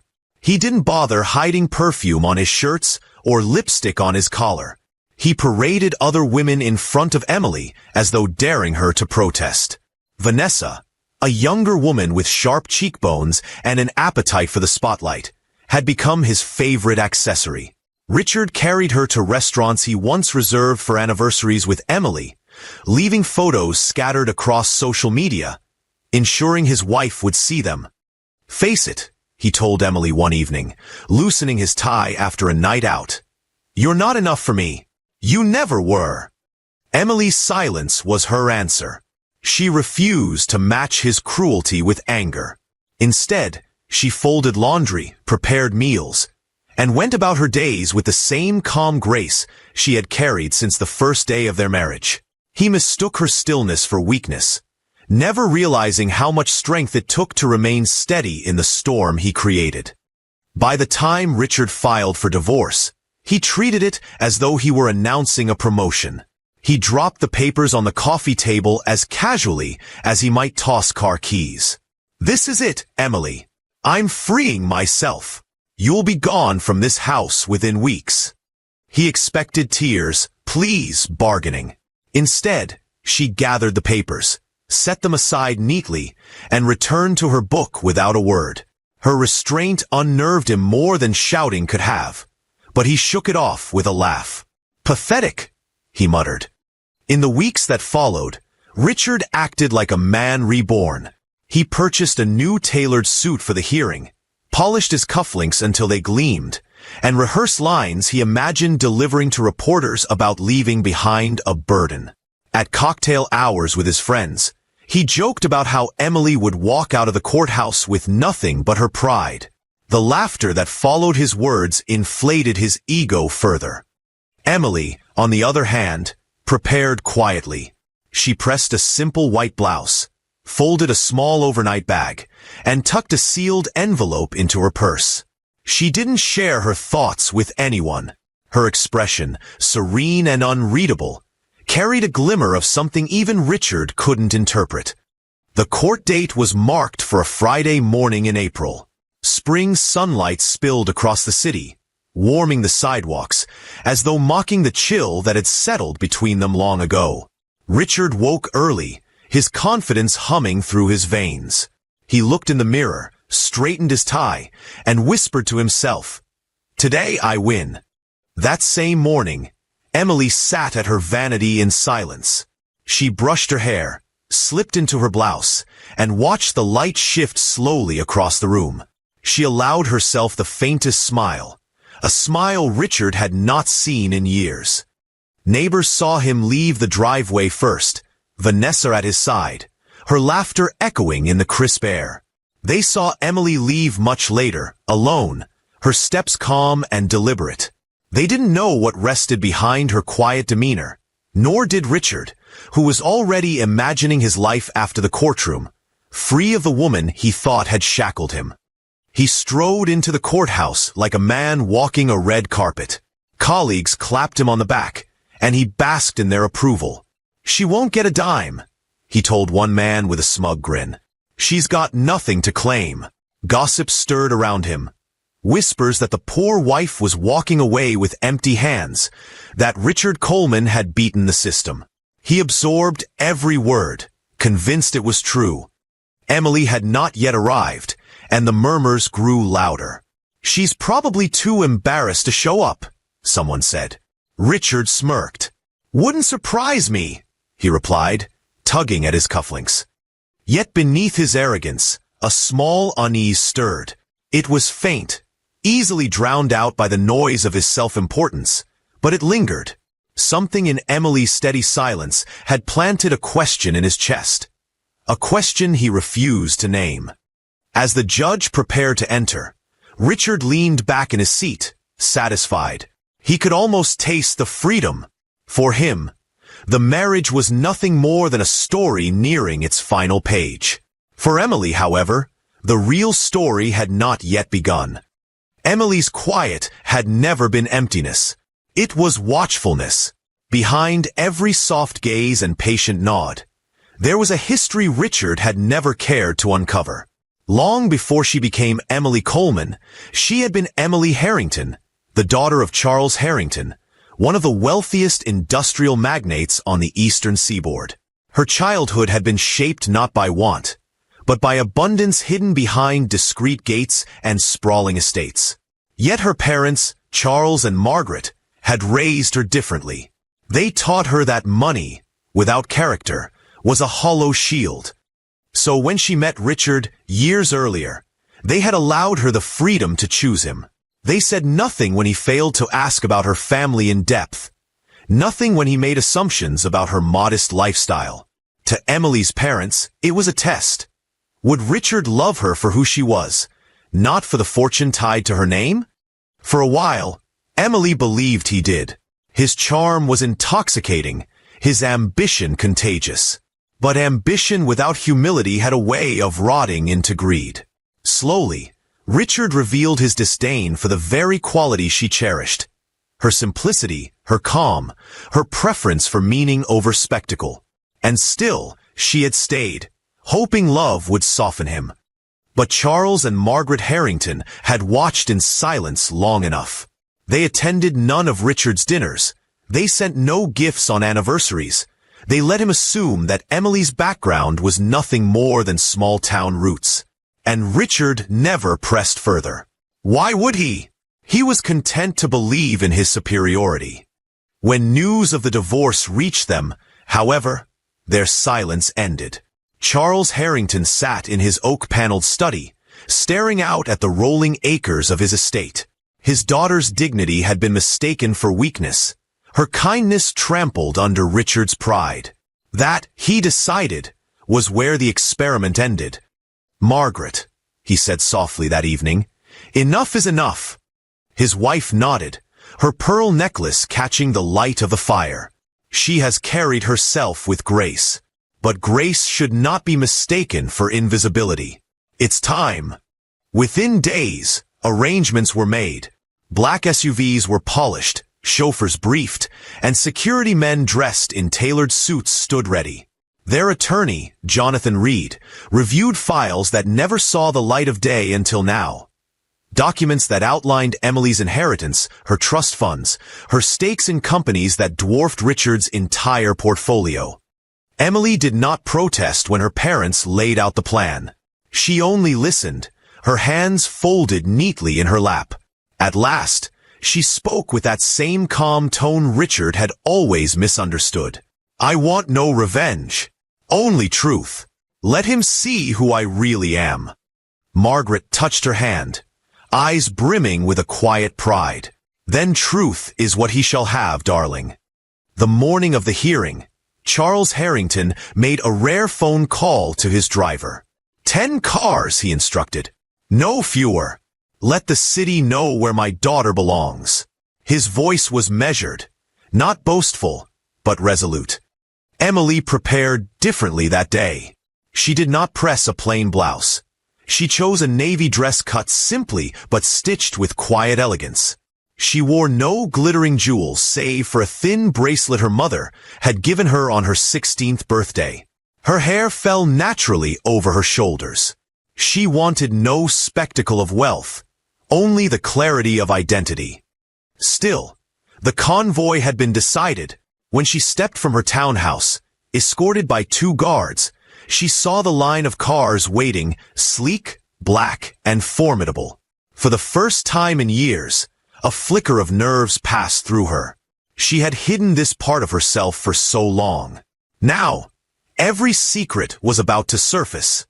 Her father approached, dapper in his dark suit, and kissed her cheek.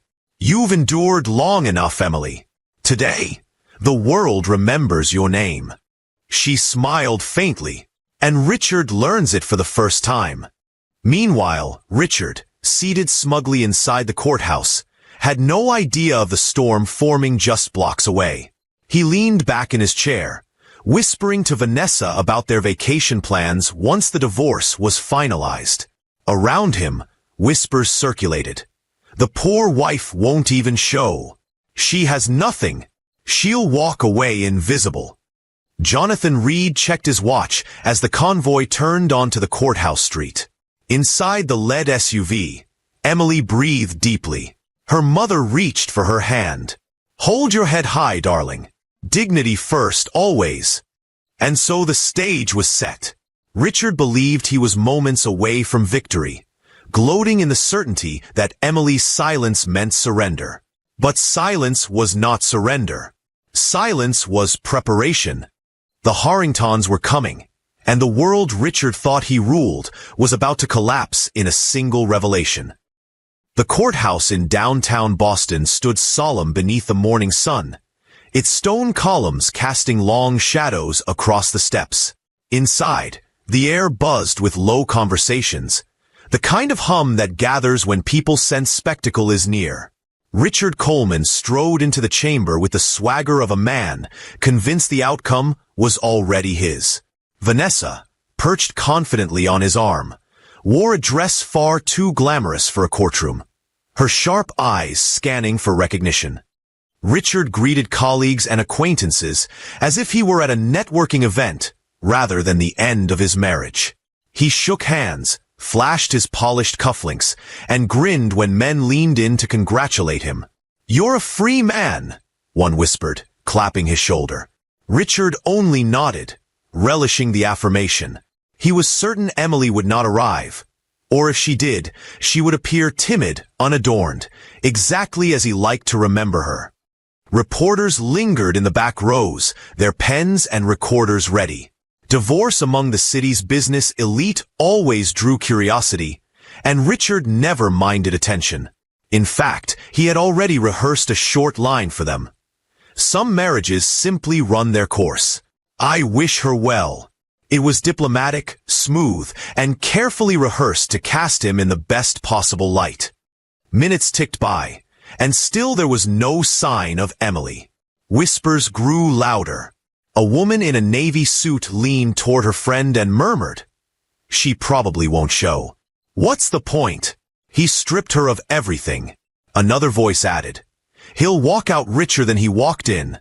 Richard overheard and smiled faintly, crossing one leg over the other, as though enjoying a private performance. The bailiff moved through the room, instructing everyone to prepare for the judge's entrance. The wooden doors at the front creaked open briefly, but only a clerk entered, carrying files. Richard's attorney leaned close and whispered, "Once she's marked absent, this will be straightforward. We'll finalize everything in minutes." Richard nodded, his smirk widening. In his mind, he was already planning dinner reservations for later that evening. He imagined Vanessa laughing at his jokes, imagined the toasts his friends would raise to his freedom. But then came a pause, an unusual pause. The clerk at the side door glanced toward the entrance, frowning slightly, as if something unusual were unfolding in the hallway. Low murmurs drifted in from outside, muffled but rising like a tide. The sound of many footsteps echoed, heavy and synchronized. Richard shifted uneasily. "What's going on out there?" he asked, irritation prickling the edge of his voice. Vanessa squeezed his arm, feigning curiosity. "Maybe another high-profile case?" she whispered. But her eyes darted toward the double doors with a hint of nervousness. The murmurs inside the courtroom grew restless. People craned their necks, whispering guesses. "Sounds like security. Maybe a senator? Who comes to family court with that kind of entourage?" The judge had not yet entered, and so the attention of the entire room funneled toward those heavy wooden doors. Even Richard leaned forward now, cufflinks catching the light, a flicker of doubt crossing his carefully composed expression. The bailiff returned from the hallway, his posture straighter than before. He whispered something to the clerk, who blinked and then quickly adjusted papers on the desk. There was an unmistakable shift in the air, as though the very walls sensed that the routine divorce case of Richard Coleman had just been rewritten. Richard forced a laugh, trying to mask his sudden unease. "Probably just a city official," he muttered, though his voice lacked conviction. He smoothed his tie and leaned back again, as if daring whatever came through those doors to challenge his supremacy. Vanessa, however, fidgeted, her polished nails tapping against the bench. She had grown accustomed to attention, but this was different. The energy outside was too deliberate, too commanding. It didn't feel like coincidence. It felt like announcement. The crowd's whispers built into a steady hum until, at last, the handles of the great wooden doors turned. Conversations halted. Even the sound of shuffling papers ceased. The air seemed to hold its breath. Richard straightened in his seat, preparing to dismiss whoever appeared as irrelevant. He could not imagine, even in his wildest thoughts, that the person about to step through those doors was his wife. The same woman he had mocked, neglected, and dismissed as poor. For now, he only waited, impatient, irritated, but still arrogantly certain that the story unfolding belonged to him. The courtroom was ready. The stage was set. All that remained was the entrance that would shatter Richard's illusions forever. The courtroom doors swung open with deliberate force, the hinges releasing a groan that silenced every breath in the room. A single bailiff stepped inside, his voice carrying over the benches. "All rise!"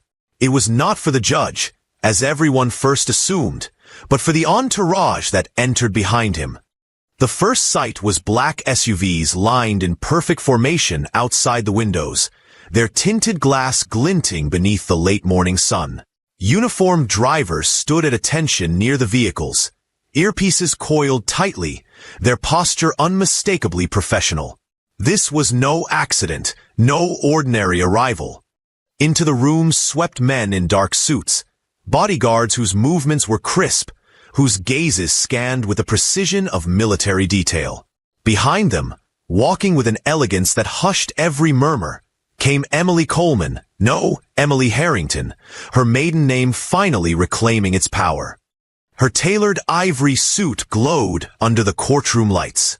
A pearl necklace rested against her collarbone, understated yet commanding. Every step she took landed softly, but resonated like thunder in Richard's ears. Behind her followed Charles Harrington, a man whose mere name in Boston's business corridors could stall negotiations, and Margaret Harrington, regal, composed, her gloved hand lightly resting on her husband's arm. Their presence transformed the modest chamber into something resembling a state hall. Richard's jaw slackened. The color drained from his face as he half rose, half stumbled, gripping the bench for support.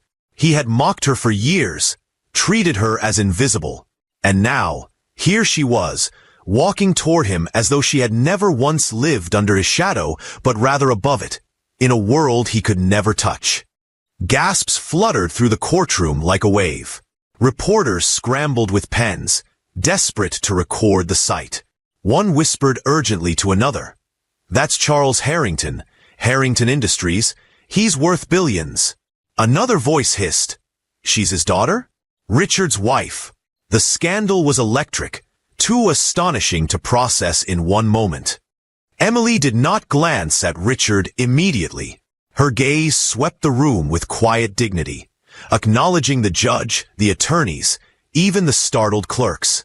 When her eyes finally settled on Richard, they carried no malice, no triumph, only distance, as though she were observing a man who had long ago lost the privilege of mattering to her. Richard's lips trembled. "Emily," he stammered, his voice catching. "What is this? What's going on?" She did not reply. Instead, Jonathan Reed, the Harrington's attorney, stepped forward with a calm authority that rivaled even the judge's bench. "Your Honor," he began smoothly, "Mrs. Coleman, my client, is present, accompanied by her family. We will be contesting the terms of this divorce." The judge, momentarily caught off guard, nodded with unusual respect. "Very well. Proceed." Richard flailed for composure. His attorney leaned close, whispering frantically, "Why didn't you tell me she was Harrington's daughter?" Richard's silence was answer enough. He hadn't known. He had been blind, too self-assured to ever wonder who Emily truly was. Vanessa shrank in her seat, her earlier confidence evaporating. She clutched her handbag, as if it could shield her from the sudden shift of power in the room. No one looked at her anymore. She was invisible beside Emily's radiance, a footnote to the story now exploding into headlines. Emily's voice finally rose, steady and resonant. "For years, you told me I was nothing," she said, her words directed at Richard, but carried to every corner of the room. "You told me I was worthless, unlovable, disposable. And now the truth stands before you." Richard shook his head violently, his arrogance collapsing into desperation. "Emily, please listen. I didn't mean." But she lifted her hand, silencing him with grace sharper than any shout. "No," she said simply. The word was final, definitive, echoing longer than any plea. The room was utterly still, the weight of revelation pressing against every witness. Richard, once the proud orchestrator of this divorce, was now the defeated man at its center. He had mocked a woman who was far beyond his reach. He had gambled his dignity, and the bet was lost. Outside, the convoy of black SUVs waited patiently, engines purring like watchful beasts. Inside, the trial had shifted. Emily was no longer the poor, humiliated wife. She was the daughter of power, the woman cloaked in dignity, the heiress who no longer needed to explain herself. Richard's knees weakened. He lowered himself into his seat, eyes darting between the judge, the guards, and Emily's impenetrable calm. For the first time, his voice carried no arrogance. It was soft, broken, nearly childlike. "Emily, I didn't know." She met his gaze briefly, then looked away. "Exactly," she replied. The courtroom understood. The world outside would soon understand. Richard Coleman's empire of pride had crumbled, and it had taken only the quiet truth of the woman he once dismissed to destroy it. Richard lurched forward in his seat, panic radiating from every pore. His once proud shoulders slumped, his tie sat askew, and his mouth quivered with words he struggled to form. He had built a reputation on control. Deals won, rooms dominated, egos crushed beneath his. But here, in this courtroom, control had abandoned him. He rose to his feet suddenly, startling even his own lawyer. "Emily," he said, his voice cracking, "please don't do this." His hands extended as if reaching across an invisible divide that had widened into a canyon. Emily remained seated, calm, composed, her family forming a protective barrier at her side. Her father, Charles Harrington, leaned back slightly, his eyes narrowing with the quiet fury of a man who had watched his daughter suffer in silence for too long. Margaret rested a hand on her husband's arm, her expression unreadable but firm. Jonathan Reed, the attorney, cleared his throat. "Your Honor, Mr. Coleman's pleas are irrelevant to the proceedings. The motion for divorce stands. We are ready to proceed. But Richard could not stop himself. Pride no longer anchored him. Desperation dragged him forward. He dropped to his knees, right there in front of the bench, his palms pressed together as though prayer could rewrite history. "Emily, I was wrong," he whispered, then louder. "I was blind, arrogant, cruel. But I love you. I swear I can change. Give me one more chance." The courtroom buzzed. Reporters scribbled furiously. Cameras clicked. Whispers darted between rows. It was the spectacle of a man undone. His arrogance melted into raw, pleading regret. Vanessa shrank further, her face pale, wishing the floor would open and consume her.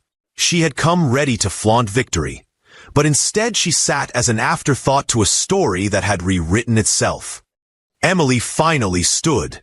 The soft rustle of her suit carried more weight than Richard's collapsing pleas. She looked at him, not with hatred, not even with pity, but with clarity. "You didn't just betray me," she said, her voice steady, resonant, slicing through the courtroom. "You humiliated me. You mocked me. You told me I was nothing. And you did it all because you thought I had no worth." Her words sank into Richard like ice. He shook his head furiously, tears beginning to pool. "I was wrong, Emily. Please, you're everything. I see it now. I'll spend the rest of my life proving it." But she shook her head gently. "It's too late, Richard." The silence that followed was heavier than any shout. Even the judge seemed reluctant to interrupt, giving space for the moment to breathe. Richard stayed on his knees, his hands trembling, his face wet with regret. Yet Emily's stance was resolute. Jonathan Reed addressed the judge once more, his voice carrying the weight of finality. "Your Honor, the Harrington family supports the dissolution of this marriage. My client seeks no reconciliation. She only seeks closure." The judge nodded, his gavel coming down with solemn weight. "Divorce granted." The sound echoed like the final nail sealing a coffin. Richard flinched, as though struck, his body folding inward under the blow. Emily, however, straightened, her shoulders lifted, her gaze forward. She walked with her family, each step measured, each movement declaring freedom. As she passed Richard, still kneeling, she paused just long enough for her words to reach him clearly. "You wanted me gone because you thought I was beneath you. Now you've lost me, and you'll never rise high enough to reach me again." She turned, her heels clicking softly on the polished floor. Bodyguards opened the doors. The Harringtons moved as one unit, their presence unshakable.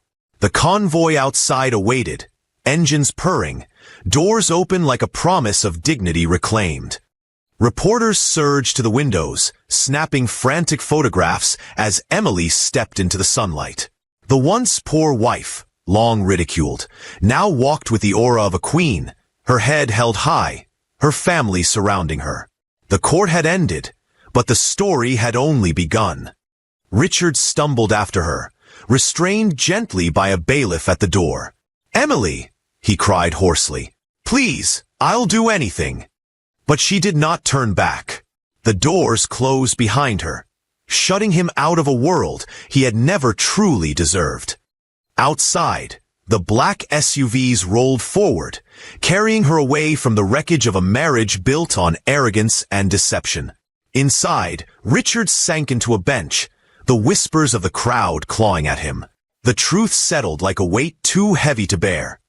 He had destroyed the only treasure that ever mattered, and no plea could undo it. He had played with her dignity, and now dignity itself had written his downfall. Richard's downfall reminds us that arrogance blinds and cruelty destroys. Never underestimate quiet dignity, for it carries unseen strength. Love should honor, not belittle. Respect the one beside you, because true worth is rarely measured in money or appearances. It is measured in character, loyalty, and kindness. And so, Emily walked away not just divorced, but victorious. She proved that silence is not weakness, and dignity always wins in the end. Now let me ask you, what do you think? If you were Emily, would you forgive Richard's pleas, or walk away just as she did?